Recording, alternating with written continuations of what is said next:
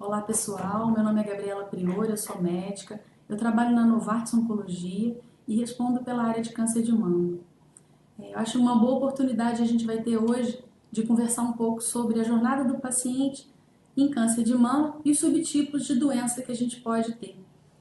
Câncer de mama é uma doença que são várias ao mesmo tempo, devido à peculiaridade de diferentes tipos, e a gente vai poder tentar aqui conversar com vocês e passar um pouquinho para vocês entenderem melhor a doença e o comportamento dela e as opções de tratamento. Chega um momento da vida da mulher em que ela encontra necessidade de investigar alguma coisa que esteja acontecendo diferente no corpo dela. E ela percebe um sintoma, ela vê um sinal diferente na mama, e esse momento é o início da jornada dela como paciente ou como protagonista no autocuidado. Então, no momento em que ela apresenta um sintoma ou um sinal, o mais habitual é que ela procure um médico, que pode ser tanto um ginecologista quanto um mastologista, e nesse cenário, o médico vai passar a colher uma história dela, entender o que está acontecendo por trás do que ela vem trazendo para ele, mas também vai passar por um momento de diagnóstico. Então, alguns exames podem acontecer nesse momento, e é importante que a gente entenda que dentro desse contexto, ela vai invariavelmente, se tiver algum nódulo, alguma massa, algo que apareça diferente na mama e seja percebida por ela ou pelo médico, ela vai precisar fazer biópsia. Então, alguns exames de imagem vão ser feitos, eu vou falar um pouquinho mais à frente sobre eles, mas é claro, ela vai passar também pelo diagnóstico da lesão em si, que a gente chama de biópsia. E essa biópsia ela pode ter dois resultados. Ela pode ter o resultado benigno e ela pode ter um resultado maligno. No caso de ser benigno, a gente continua a acompanhar com o médico de confiança e no caso de ser maligno, esse acompanhamento passa imediatamente para um tratamento. É importante a gente entender que alguns exames de imagem podem ser solicitados pelo médico e esses exames, alguns vocês já conhecem, eu tenho certeza, a mamografia é um deles e a ultrassonografia é outro, e são dois exames bastante conhecidos pelo leigo, e às vezes a gente não entende muito bem em que momento o médico pede, por que ele pede cada um desses dois exames. A mamografia é um exame classicamente pedido de acordo com a idade.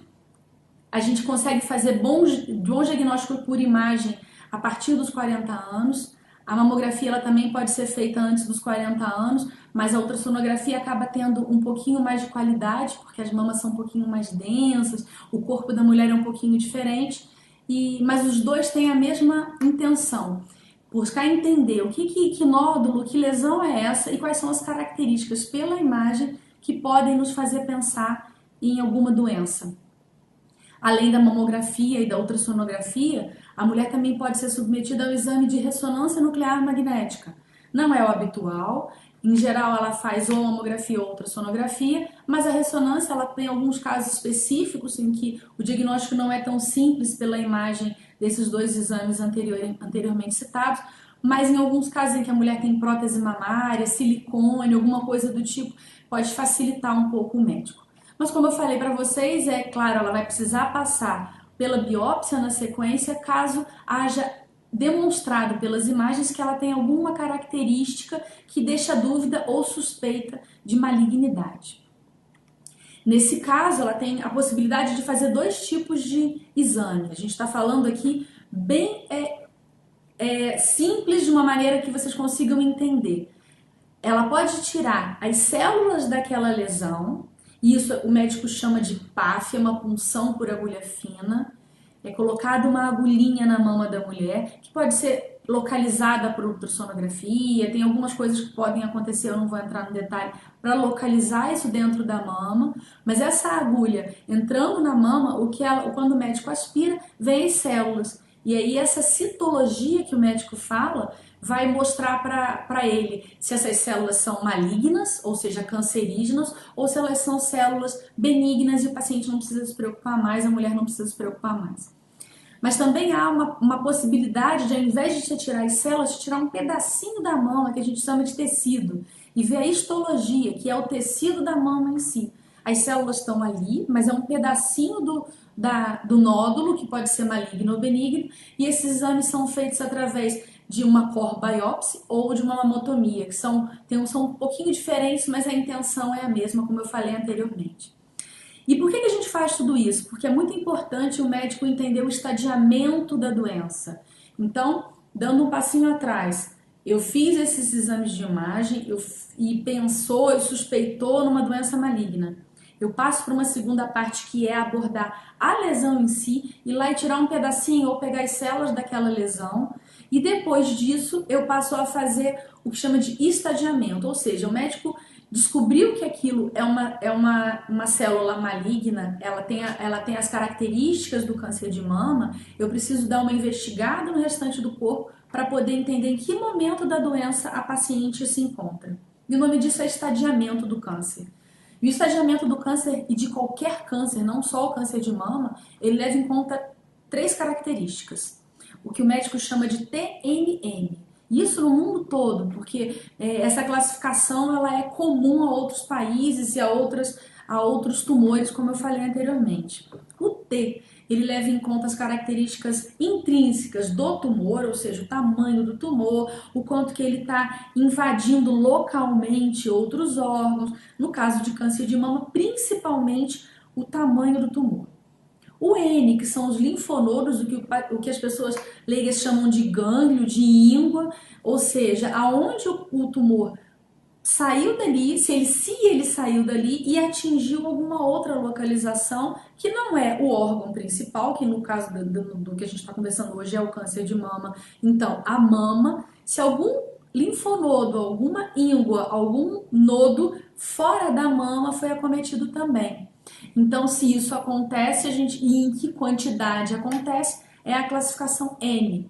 E depois disso, o M, que tem a ver com metástase. E aí eu vou dar uma paradinha para a gente poder entender. Metástase é qualquer presença do tumor fora do sítio primário da doença. Ou seja, eu tenho uma lesão na mama, eu entendo que isso é câncer de mama, apareceu fora da mama, fora dos gânglios que estão ao redor da mama, eu chamo de metástase.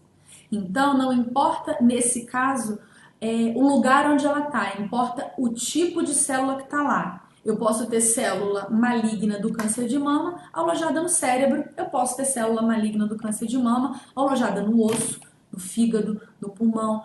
E isso são as metástases, ou seja, o corpo recebendo através da circulação da corrente sanguínea uma célula doente que migra para outro lugar.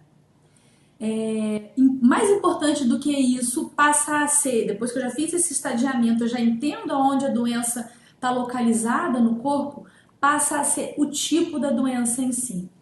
E existe um monte de maneiras de a gente classificar o câncer de mama, de acordo com coisas inclusive moleculares. Mas eu vou mostrar para vocês hoje, eu vou me ater ao que a gente tem de mais importante, que é a diferença entre o subtipo hormonal positivo e hormonal negativo. A maior parte das mulheres, eu vou mostrar isso depois também para vocês, elas são do subtipo hormonal. Então a primeira grande divisão ela é hormonal positivo ou ela é hormonal negativo? Ela tem uma interferência com os hormônios femininos ou não? O segundo grande subtipo é o HER2. Muitas já devem ter ouvido falar sobre isso, existem tratamentos específicos para pacientes que são HER2 positivo. Depois disso a gente tem a presença do Ki67, que confere aí uma avaliação para o médico, dá uma ideia do potencial de agressividade da doença.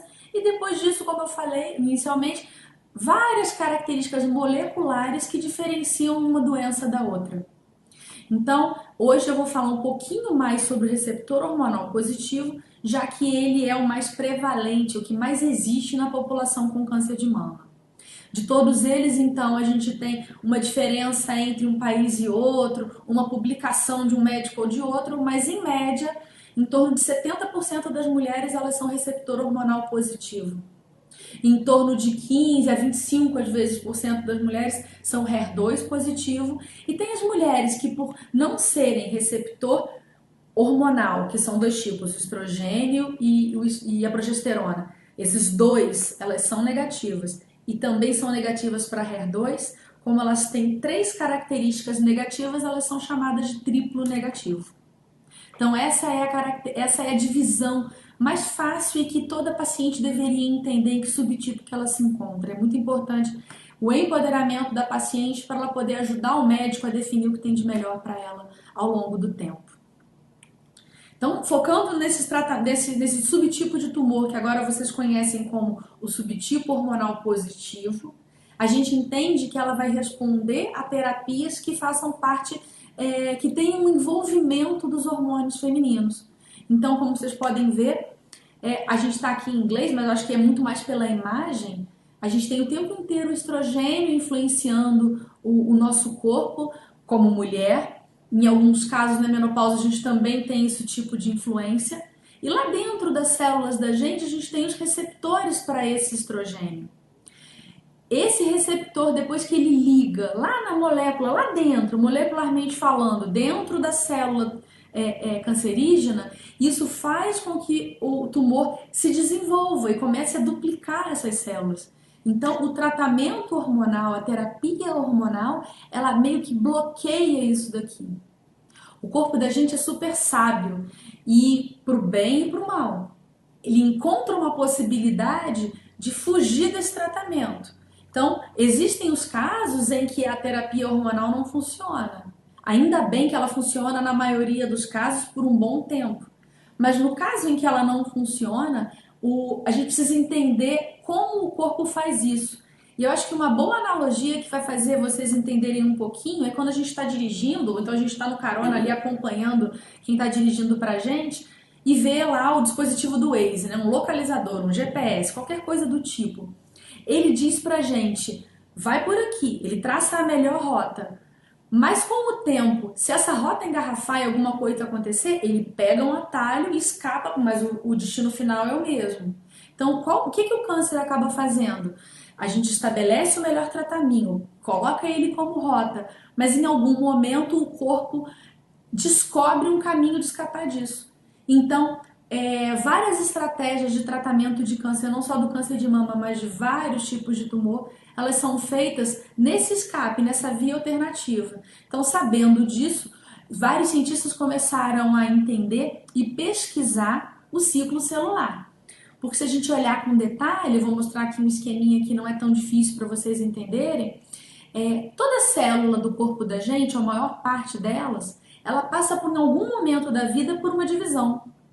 Então ela existe e eu me divido para proliferar, igual a gente nasce, cresce, algumas pessoas se dividem, né? Elas deixam herdeiros e depois elas continuam a vida. Nesse caso aqui, a célula faz algo parecido. Ela entra num momento em que ela cresce, ela se desenvolve, até o momento em que ela se divide em dois. E isso a gente chama de ciclo celular. Eu não vou entrar nos detalhes, nos nomes difíceis, mas eu queria que vocês entendessem isso.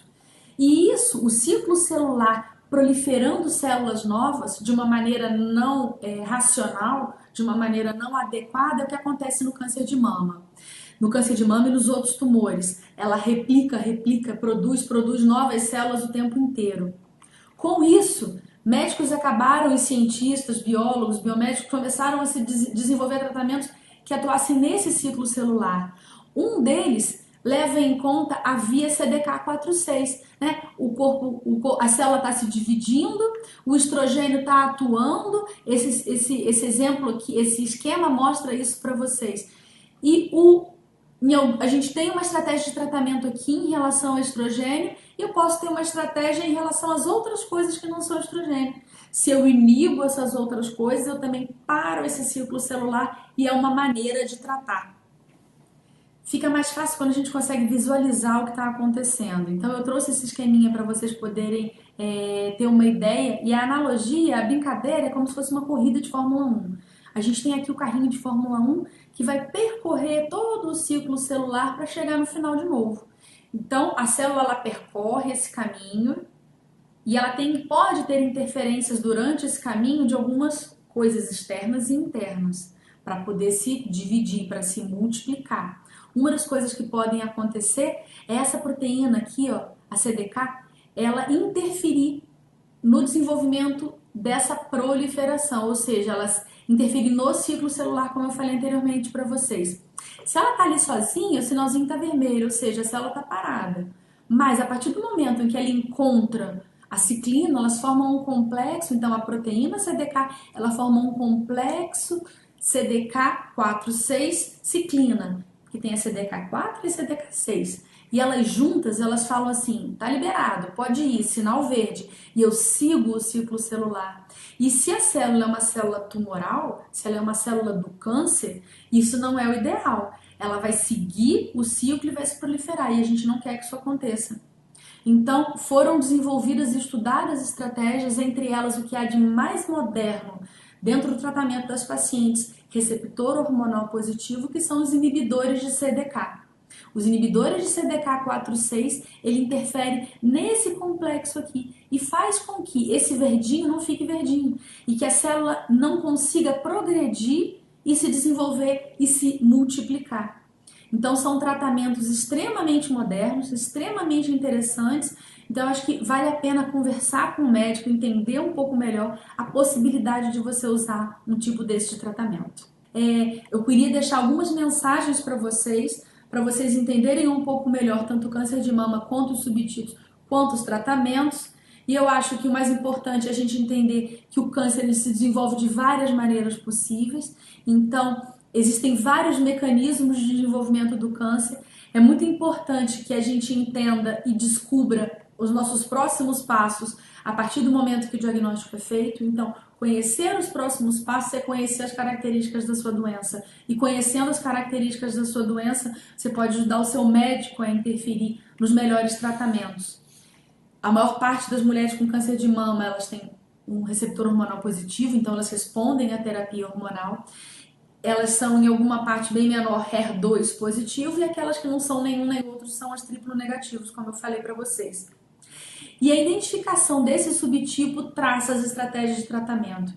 Então, o ideal, o sonho de todo médico e de todo paciente é o quê? É que a gente um dia consiga identificar os subtipos de câncer de mama e que o tratamento seja personalizado, ou seja, eu tenho um monte de gente que parece igual, mas elas são todas muito diferentes pelos seus subtipos, pelas características do tumor.